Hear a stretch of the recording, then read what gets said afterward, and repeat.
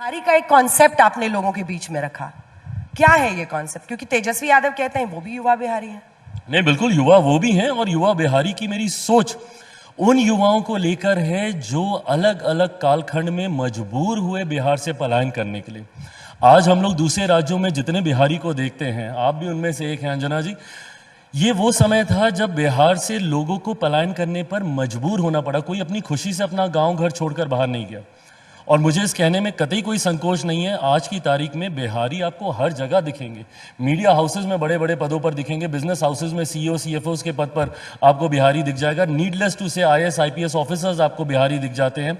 उद्यमी से लेकर ब्रेन से लेकर लेबर तक आपको बिहारी आपको हर एक जगह मिलेगा। तो जब बिहारी इतना आगे तो बिहार इतना पीछे क्यों रह गया? मेरी लड़ाई उसको लेकर थी।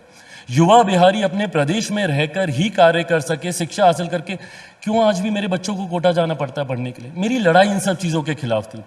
उस व्यवस्था की सोच के लिए जब मैंने बिहार फर्स्ट बिहारी फर्स्ट का जब मैंने निर्माण किया, उस वक्त युवा बिहारी के तौर पर सामने आया। मुझे खुशी है मेरे प्रधानमंत्री भी एक्नॉलेज करते हैं युवा बिहारी को। ये दिलचस्प है कि आप मोदी जी का नाम पहले लेते हैं, मेरे प्रधानमंत्री मेरे प्रधानमंत्री। अभी तक आपने किसी और का नाम नहीं लिया, मेरे प्रधानमंत्री। आप अपने आप को मोदी जी का हनुमान कहते हैं, क्यों? किसी का हनुमान क्यों बनना?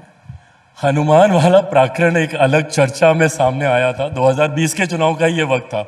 उस वक्त मैं अकेले चुनाव लड़ रहा था, तो मेरे ऊपर ये कंडीशन, ये बाधाएं डाली गई थी कि मैं प्रधानमंत्री की तस्वीर का इस्तेमाल मैं नहीं कर सकता। तो उस वक्त भी मैंने इस बात को कहा था कि मुझे उनकी तस्वीर का इस्तेमाल करने की जरूरत ही नहीं है, वो मेरे दिल में बसते हैं। तो वहां से इस बात की शुरुआत हुई, और दिल में बसते हैं।